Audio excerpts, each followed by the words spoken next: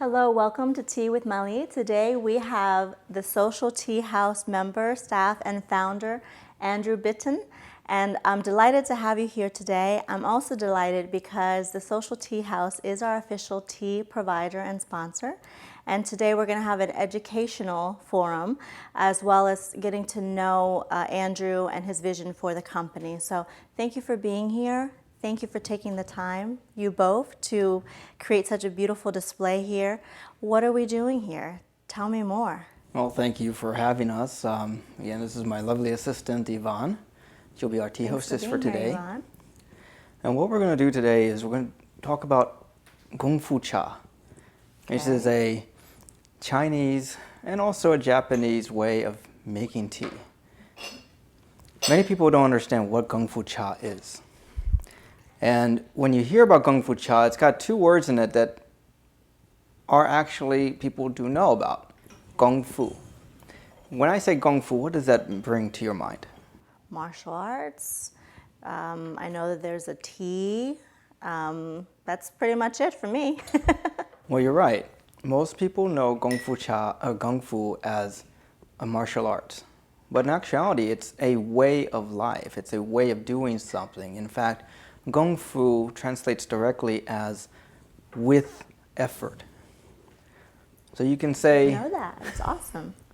So you can say, if you have kids, when they have their homework assignment, Kung Fu homework. Do your homework with effort. You've tried that. I know you've tried that. Part of the ceremony of Kung Fu Cha, again, is to make a tea with effort. And our assistant here, what she's doing right now is she's preparing the ceremony. The very first part of the ceremony is the cleanse. So as she's cleansing all of the utensils and all the cups that we're going to use to drink from, she's making sure that it's completely ready for the ceremony. Very similar to like when you go to a temple for prayers. You don't enter the temple just to enter. You have to prepare yourself. You have to cleanse yourself. She's getting ready to show you the tea that we're going to use. And the first tea we're going to demonstrate is a black tea from Yunnan province. Okay. So the Social Tea House, we have a series of Kung Fu Cha sessions called the 4 Tours of China series. Very nice. And today what we're going to do is we're going to give you the 4 Tours series, consolidated, Right. but an idea behind each of the teas. This particular tea from Yunnan province was actually has a history behind it. It is called a roasted pine tea. And it's roasted by accident. It was found by accident. There was a village in Yunnan province that burned down. It was set ablaze. And the tea that was harvested for that year was in one pine shed. The villagers that made that tea thought the entire crop was ruined. But the British settlers that came to pick up that tea loved the way it tasted. Oh, wow. So from that point on, they started to make the tea that way. Lovely accidents. So what she's doing now is she's cleansing the tea itself. So she's going to pour that tea away, and this gets rid of any dust. So it prepares the tea, prepares the leaf for its maximum fusion. Most people are very, very much into just dunking a tea bag into a pot, and that's it. I don't know any better. This is awesome. Now with a tea bag, it's just dust. It's a dusty tea. So you get a very fast, less than 30-second infusion. But you'll notice here, she's taking almost 30 seconds to brew the tea. And it's because of the amount of tea we have in the cup. So we call this cup gawan. I say cup, it's actually a bowl. And the practice of infusing the tea in the gawan and then putting it into the decanter is the next stage. Now she pours it into the cups, and then she serves them to you. And what's the appropriate gesture? You partake with the tea, and she's going to observe you while you're drinking. Okay. She's observing you for a reason. She's not just staring at you. She wants to know if the tea that she just made you was really made with great effort. And she will change the way she brews it on every brew to make sure that it stays consistent to your liking. It's really good. I'm sure if I'm drinking it right, but I'm drinking the whole thing. This is delicious. Okay. So the next step, she'll then take the cups back when they're emptied. And she'll start the entire process over again. This infusion can take about 4 to 5 infusions at a time. The entire ceremony can last anywhere from a half hour to 1 hour. Now, remember earlier on I said Gong Fu Cha is the way of making effort. It's also martial arts.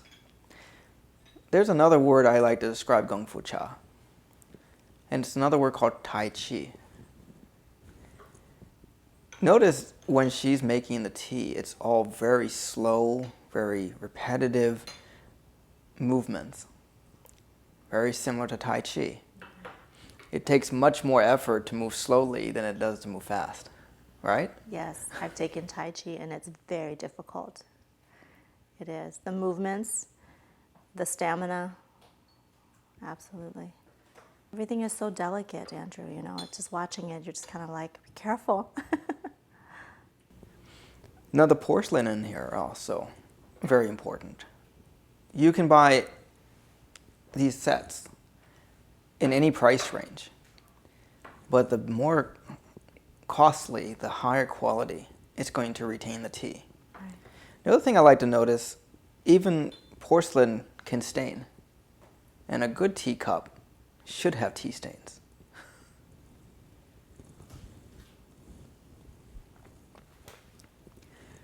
You notice with every infusion, Wow, yeah. it still stays very similar. I actually taste more in this one, probably because I was too excited. My palate was too excited for the first one. But what's missing from that? What's missing? Yeah. We didn't put any sugar in this tea. Oh. How did that taste? Delicious. It's very pure, very fresh. Yes. The water we also use is very important. Using a filtered water or using a pure source water, like a well water, or a water that doesn't have any taste or odor, is going to be very important to how the tea comes out. That makes sense. Mm-hmm. Was there a special reason why you chose the teas that you did today? Like, was there an inspiration behind that, or was it picked at random? So we chose the teas for a reason. Again, it's part of our tour of China package. Right. This tea comes from the southwest of China. The southwest of China, Yunnan province, is known for their black teas. They're also known for another tea, which we're going to try later, called Pura tea. Pura tea has its own history. It is what we would consider the grandfather, the great-great-grandfather of modern-day currency. Pura was compressed into small bricks and used as money during the tea trade and silk trade era of China. Really good. Another tea we're going to try out today is called Jasmine Pearls. And this is from the northeast section of China. One of my favorites. Yes. In fact, Jasmine Pearls also shares your name. Yes.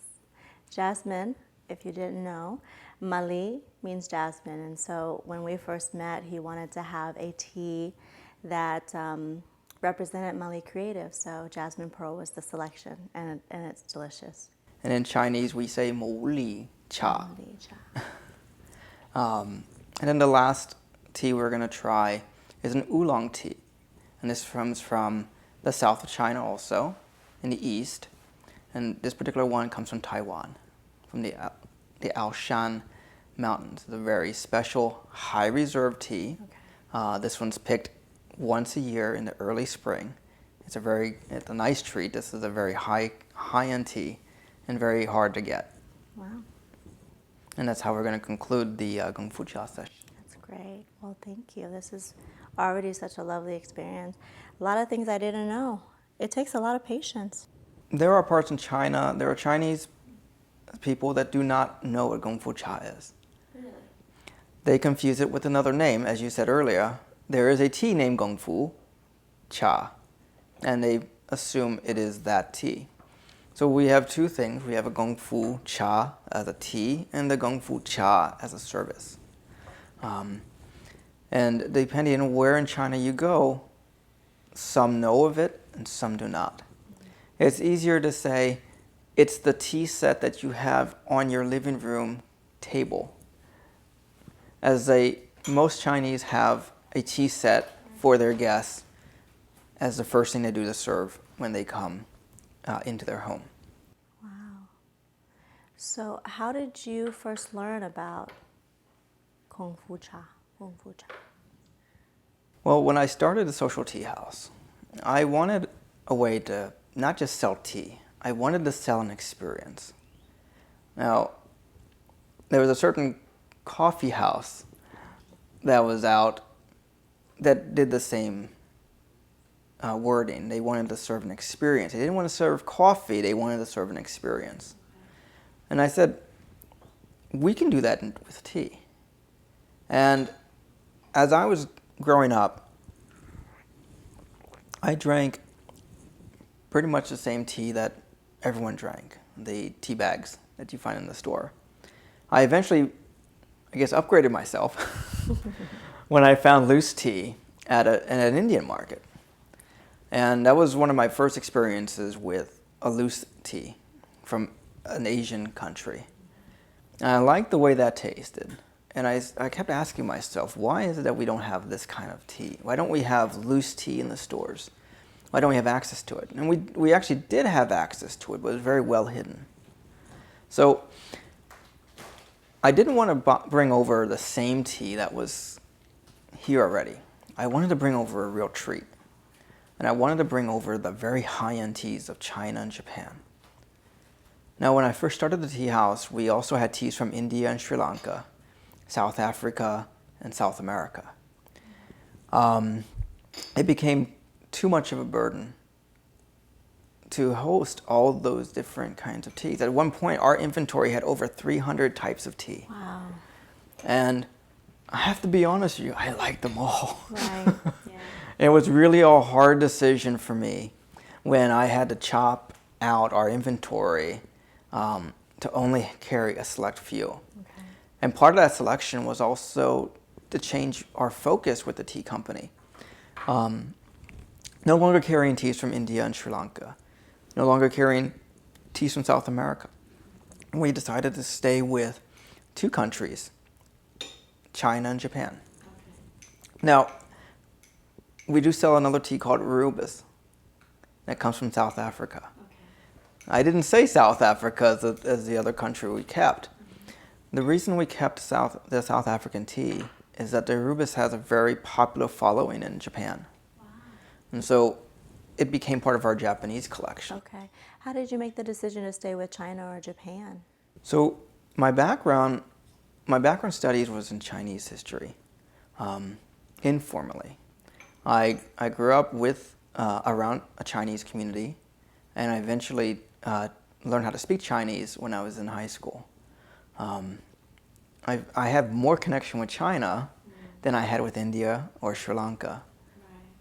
And so it was easier for me to say, okay, well, why don't I talk about what I know as opposed to trying to learn about something, about another country, and then try to teach that again. Right. And you do speak multiple languages, right? Yes. So including, I know you speak proficiently Japanese, Thai, And Korean Korean, okay. and Chinese. And Chinese, okay. Sometimes Laos. Sometimes, yes. You do very well, actually. Okay. So is this a new blend now that she's putting in or getting ready to put in?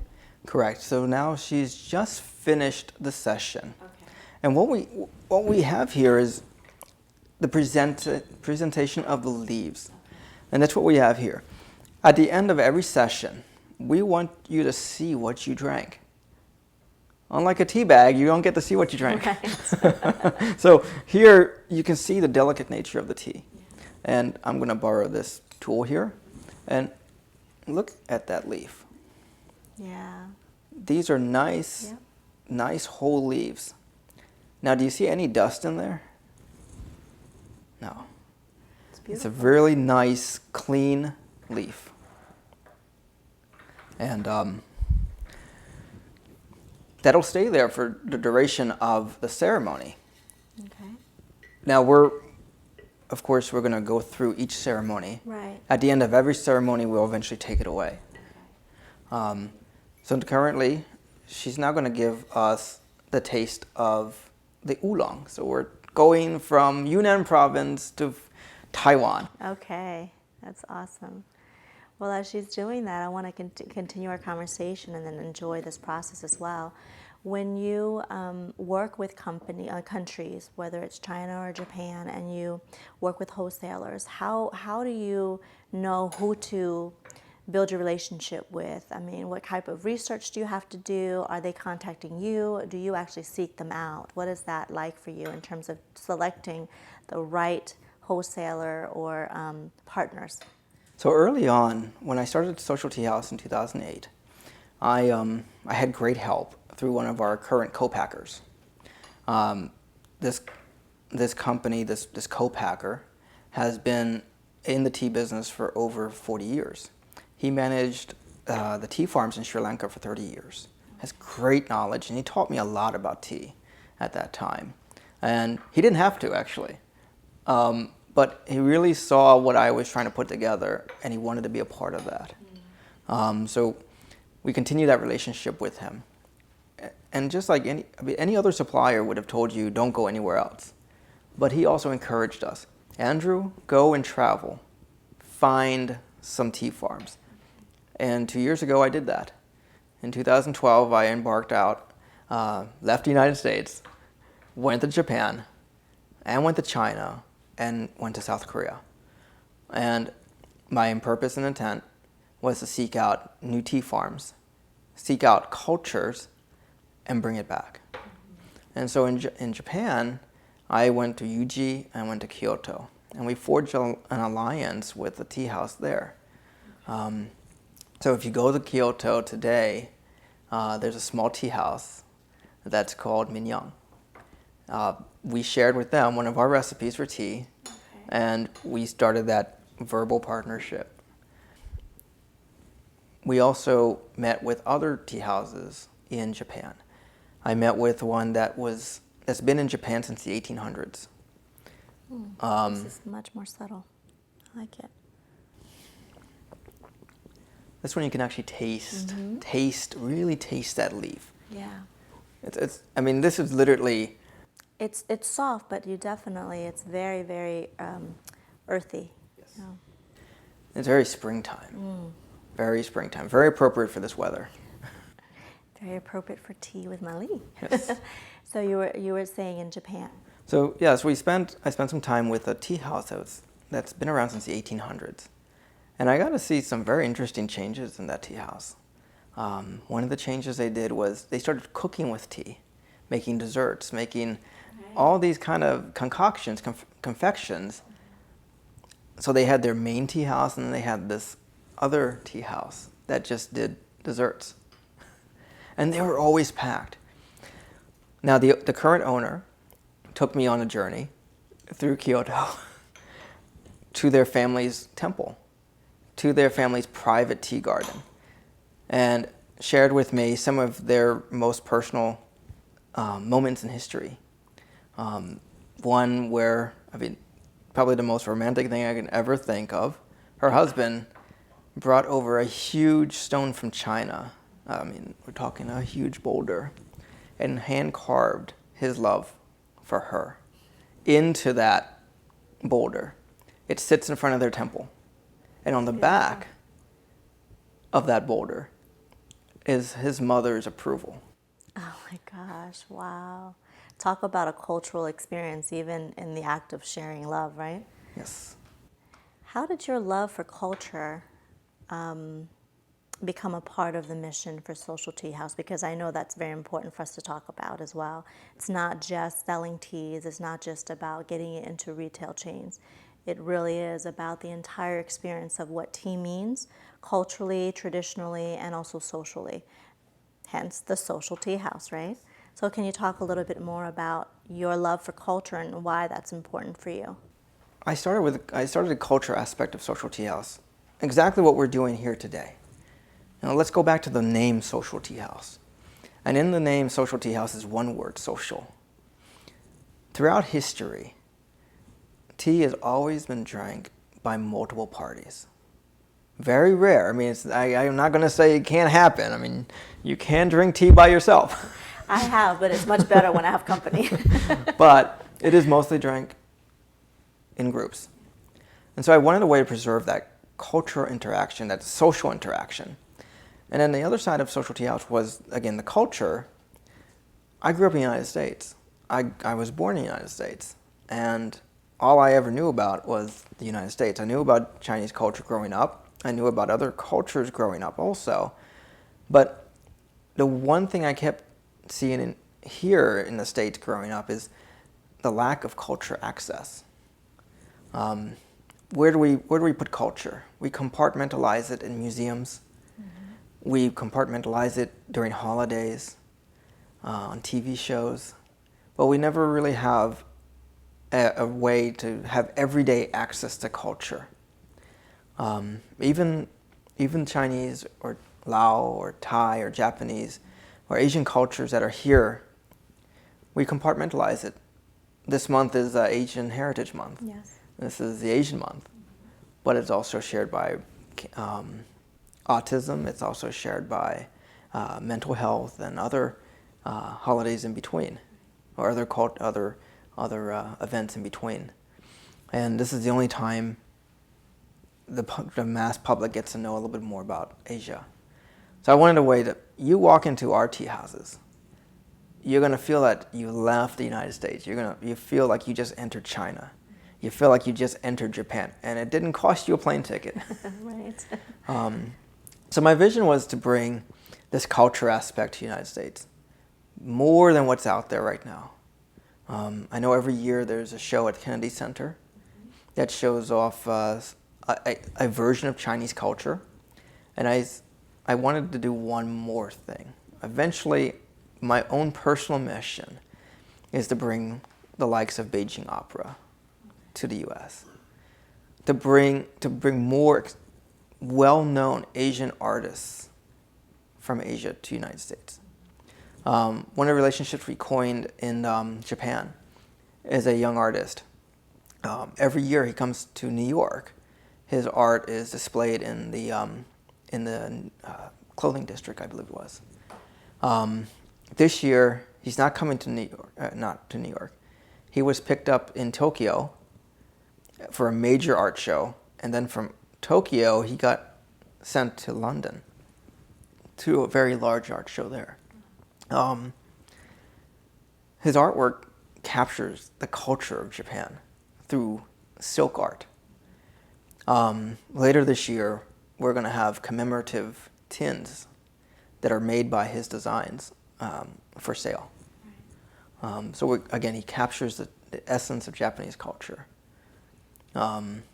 So these are the small elements we're trying to bring. Right. And I know that you have also expanded your product line, in terms of culture. A part of that is being able to share it with a community of people who aren't necessarily lovers of tea now. And it's not just about taste buds, although you do have unique flavorings and blends and loose leaves teas, but it's also about being able to bring people together as a community through, in your case, the experience of tea. But ultimately, I know that you have a bigger vision, a bigger dream for the Social Tea House, and I do want you to share that. being able to have an actual space, right? Yes. I want you to talk a little bit more about having the actual space where people can come together. For you, peace and culture and community and communication is so critical, and I want you to share that big vision of yours for the Social Tea House. So let's go back to the mission. The mission statement in our company is revised, but our original mission statement was 3 words: peace, tolerance, and education. Now, they're all 3 words closely tied together, and do you know why? Okay. How do you get peace? Communication and community. Correct. Thank you. You get peace through tolerance. And about how do you become tolerant? You have to educate people. And through education, through tolerance, we'll eventually get to that pinnacle point of peace. We are 14 years into this new millennium, yet we as a race have not yet matured past our primal instincts. We are still in wars. We still fight. And we still have shortages of resources. The big vision of Social Tea House is to bring this education together, culture, into one large, very large tea house in this area. We plan to have a 300-seat auditorium. We plan to have an art gallery, a tea garden. You're going to have a sanctuary. How many times have you heard the word sanctuary? Oh yeah, a lot. I mean, how many times have you heard the word sanctuary used wrong? A lot. Yes. We're planning to make this new vision here in the Washington, D.C. area. And why the Washington, D.C. area? Because this is the heart of the United States. This is the capital. This is where everybody comes in from all parts of the world to do business. Right. Where did that dream come from? Growing up, again, seeing the cultural differences. I grew up in Maryland.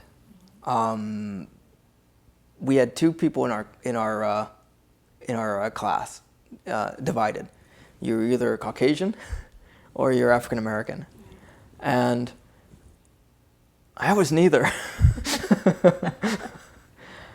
Culture was definitely something that was lacking during when I was growing up. There were Indians in my class, but again, I was born here, so I'm not technically Indian in their eyes. So that was even more difficult. So all of a sudden, you're rejected by Caucasians, you're rejected by African Americans, you're rejected by Indians. Then what are you? Right. So my vision was to bring in this tolerance, bring people together. I know growing up, I probably spent more time with the few Chinese people that were in my class than anybody else. Which makes sense, yeah. And then you entered into the world of Chinese studies. And what motivated you to go in that direction when you were growing up and, pursuing any type of career? Why did you choose that as a study point? There was 2 parts in my life. I grew up, my family background, we grew up in an automotive business. Okay. So I spent a lot of time working with my hands, helping my dad. I also grew up in technology. I had IBM was a big part of our school system, and they spent a lot of time with us, and that got me into computers. The Chinese part of it, well, the Chinese part of it was I was with so many other Chinese friends growing up, and even if they didn't speak much English, I was always still fascinated with their language. And it wasn't until I got into high school that break came through. The school itself offered Chinese classes. I didn't know about it until I walked past the Chinese classroom during one of my lunch breaks. The year prior to taking Chinese officially, I sat with the Chinese teacher with my lunches, and she taught me Chinese. Wow. In the year I officially started Chinese, she had asked everyone to introduce themselves. And I was one of the very few people who could speak Chinese to introduce myself.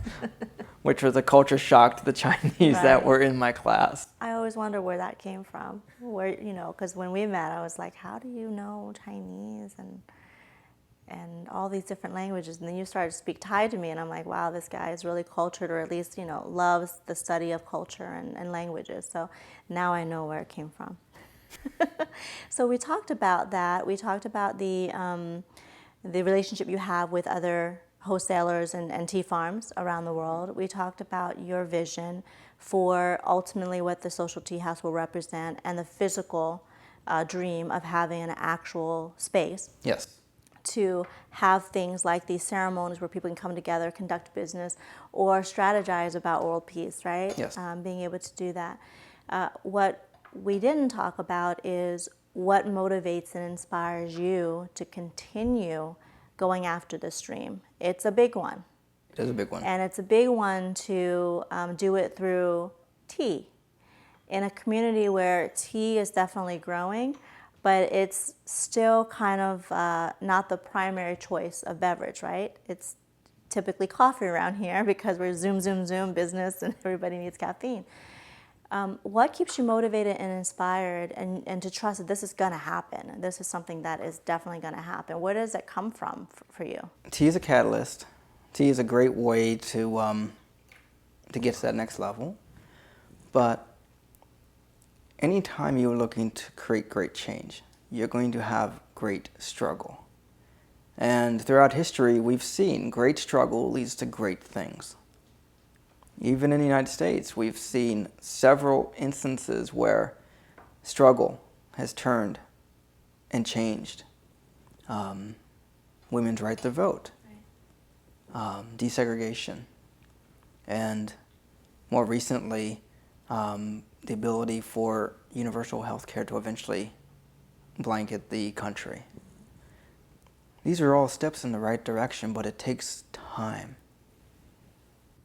And you're willing to make that investment, of course, because I've known you for years, and I've known you as a social tea house guy, and you're still doing social tea house. But I know that the business has also evolved. You do a lot of community work. I want to touch upon that as well. I mean, a part of being able to put the brand out there is being able to be seen in the community, but not just to be seen. You actually are truly active in the community.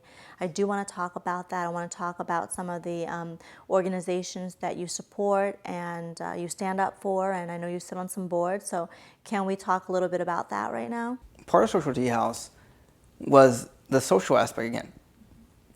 It was the business model I decided to design the Social Tea House around. And it comes from an Asian business model, which takes care of the employees of the company, but also reaches out to the community as a whole, which means it's not just there to just suck money like a vacuum, but it's also there to provide back to the community, be a very great provider. Probably the best way to acknowledge this business model is kind of like a farming model. If you don't take care of the land, you're not going to get great results in your farm. So with that, we started Social Charities. And Social Charities was a line of tea that allowed us to be a vehicle for different charities to attach themselves to with no cost so they can get their name out there. So our very first charity that we supported was Devotion to Children. I met the founder of Devotion to Children, my God, seems like eons ago. Yeah, Rosemary Tran-Lauer is the founder of Devotion to Children. Yeah, it's been several years for me as well, probably 4 or 5 years now. And in her vision and her story, that was the other thing that propelled me to attach further, was that story of hers.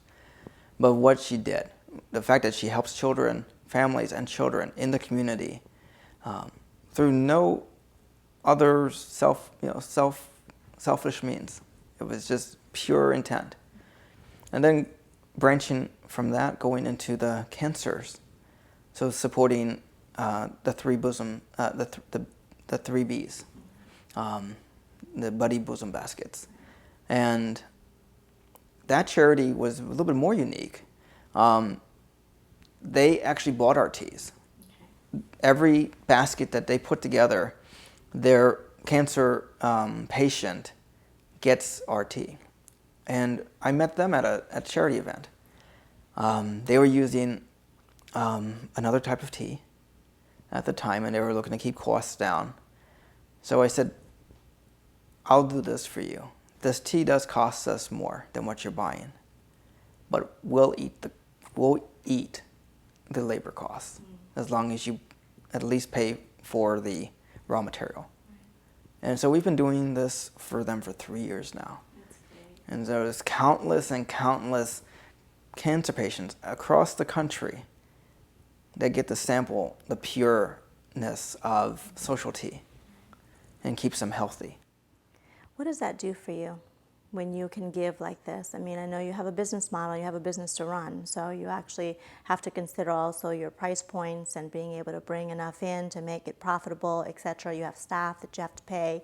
But the element of being able to also offer what you can to the people who need it, and to also allow other organizations to promote through your company, there's something inside of you that pulls you to want to give. Where does that come from? You know what a cloning machine is like. We all want to clone ourselves.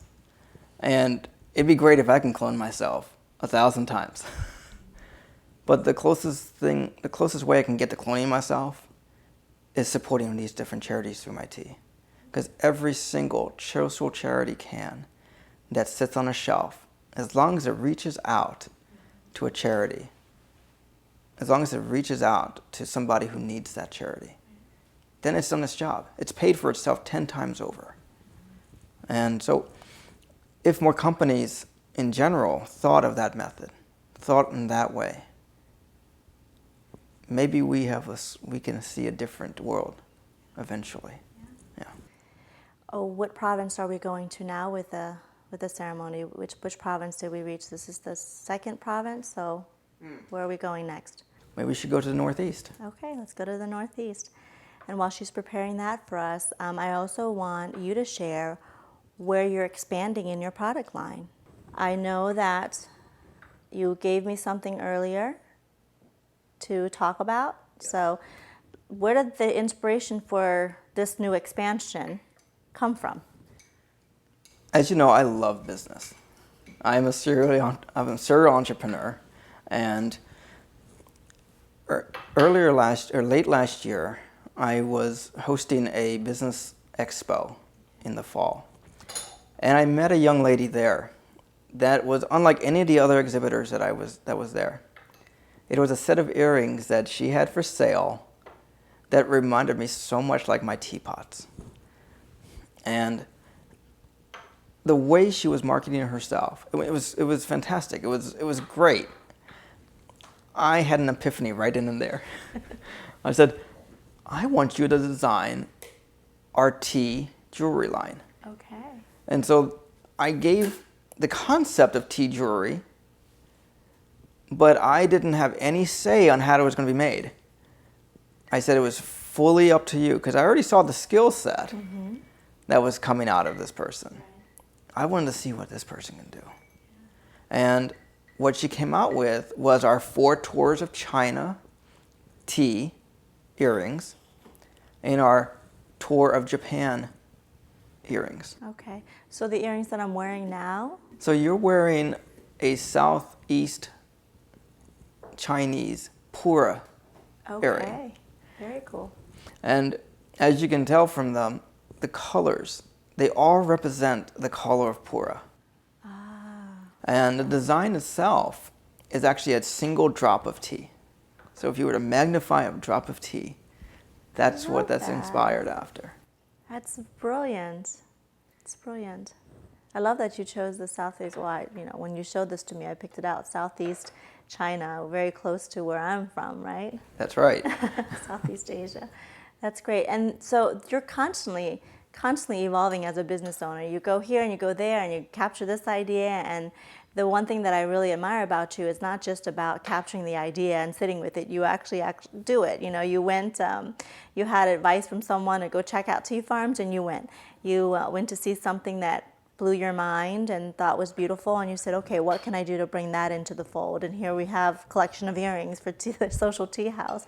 What else are you up to that we haven't announced yet?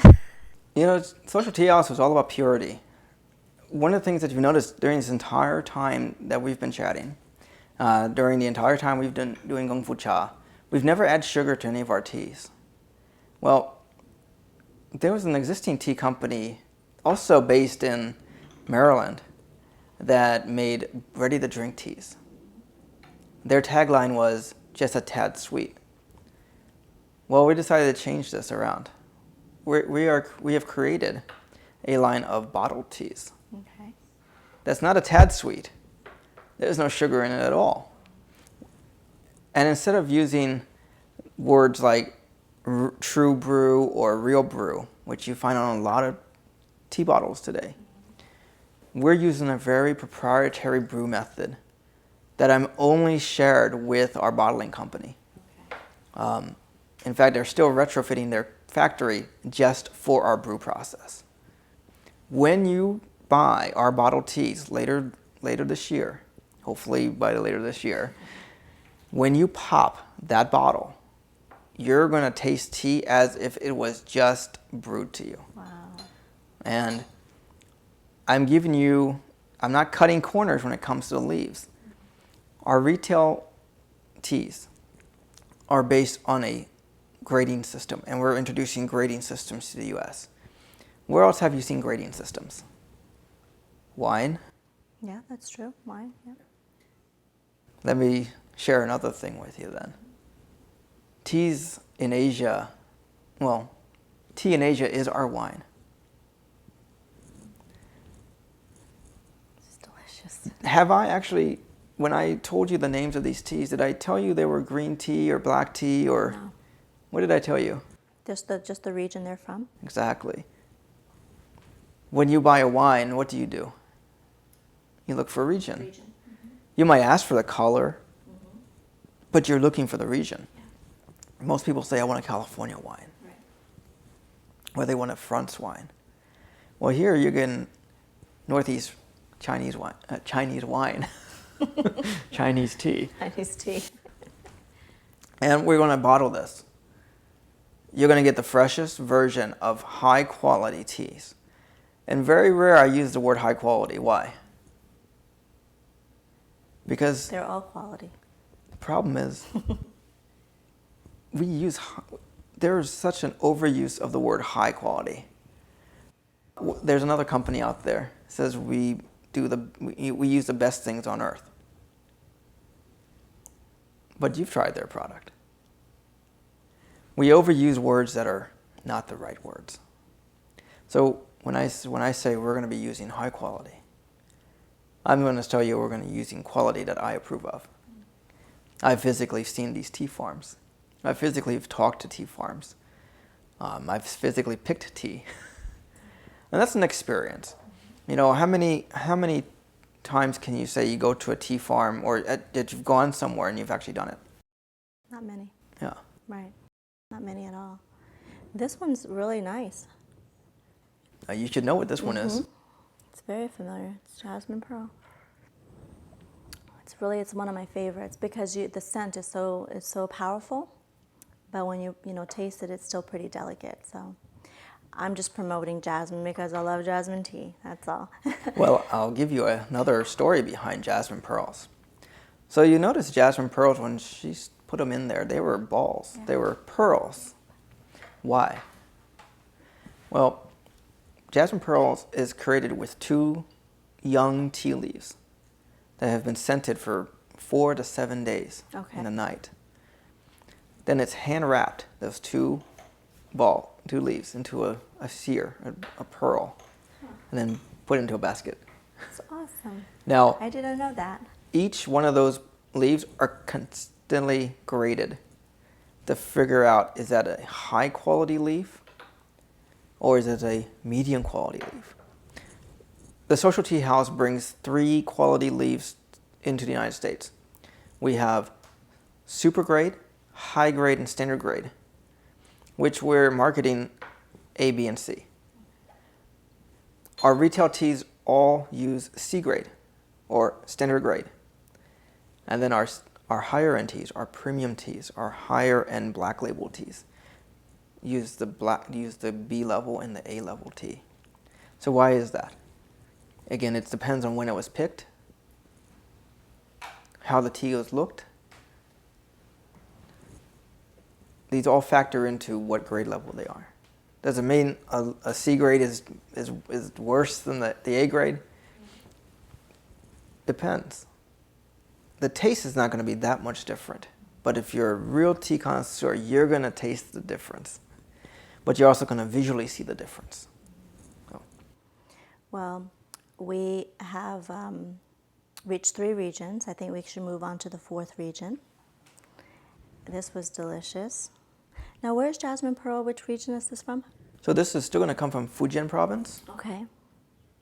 All right. So I'd like to try the fourth region, and I want to continue this because you shared with me that you're doing some work with the Asian American community. Yes. Specifically, you're a part, and forgive me, I've forgotten the organization now, but you've been working really closely with the Asian American community. You've been very active this year. Can you talk about some of the projects that are coming up there and the types of projects that you're supporting or promoting? Yeah, so currently I am part of NAP as a member. Okay. So North American Asian Association of Professional Development. I'm also belong to VietNAP. VietNAP is the Vietnamese Medical Assistance Program.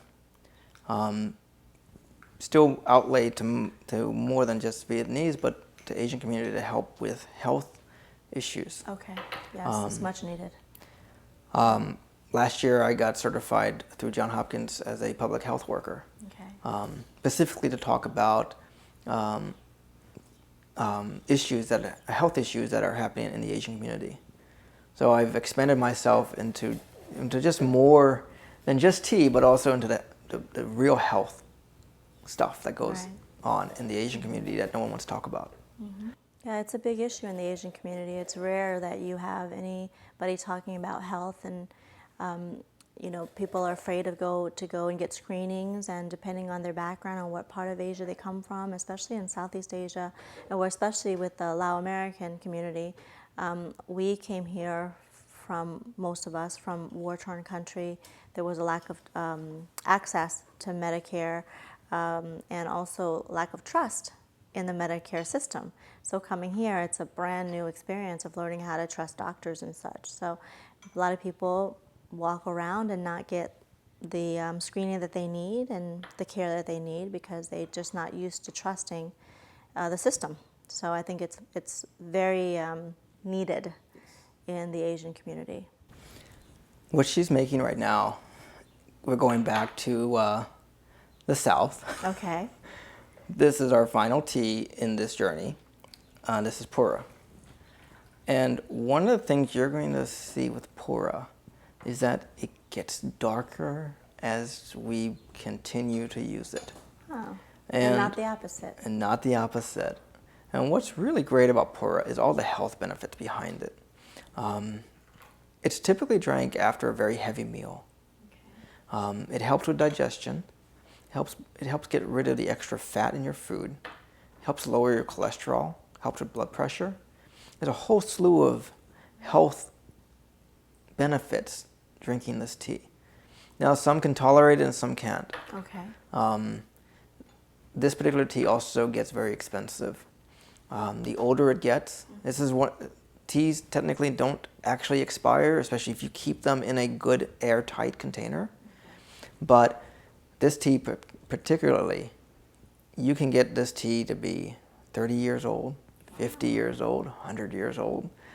And usually the older they get, the more expensive they are. So very rare people are actually taking a bite out of them. Wow, I feel really privileged. I can tell in the coloring as well. And I will give you another hint here. In China, we consider this black tea. The tea I gave you prior, we actually call it Hong Cha. Hong Cha. Hong Cha, Hong is red. Okay. And so it is named red tea. Pura is the black tea. Got it. Wow, I'm learning so much today, Andrew. Thank you so much. Yvonne, thank you so much. This can go on for another hour or two, actually, because it's such a delicate process. And I was so unaware of the entire process here.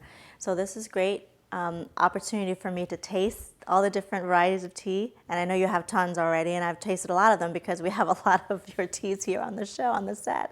And for those that don't know, we actually do drink tea here on Tea with Mali. So we've tried a variety, but there were some new ones today. I would love to close out by having people find you and learn more about the services that you offer. The entire ceremony experience is something that's a part of your product and service as well, but your tea lines, now your jewelry line, and so much more to come. Where can people find you? What's your website and your social media handles? We want them to go to www.thesocialteahouse.com. You can follow us on Twitter at Social Tea House. You can find us online on Facebook at facebook.com/thesocialteahouse. Or just call us. We're a toll-free number, 888-866-6358. Somebody would be more than willing to help you, take your order over the phone, or you can order directly from us online. And we do ship domestically and international. That's great. Well, thank you also to both of you. It was a pleasure to have her here. She did not want to answer any questions, so I've tried. I wanted to make sure that she felt a part of the process, but appreciate you for being here, Yvonne. You did a beautiful job. I learned a lot about the experience of the whole ceremony. Andrew, I appreciate you for all the years of support. I especially want to take the opportunity to appreciate you for supporting Tea with Mali, being a part of our community of inspiring people, helping to be the inspiration as well as allowing me to share you as an inspiration to so many others who are watching. So thank you for sponsoring us. Thank you. And we look forward to a lifelong friendship and a true support that's going to be extend beyond the year. So I know your vision will come true because you, since I've known you, have never swayed from the vision of what the Social Tea House will become one day and what it already is. So congratulations. Thank you. Thank you to you both. Thank you everyone for joining us on Tea with Mali, and I look forward to seeing you next time. So this was fantastic.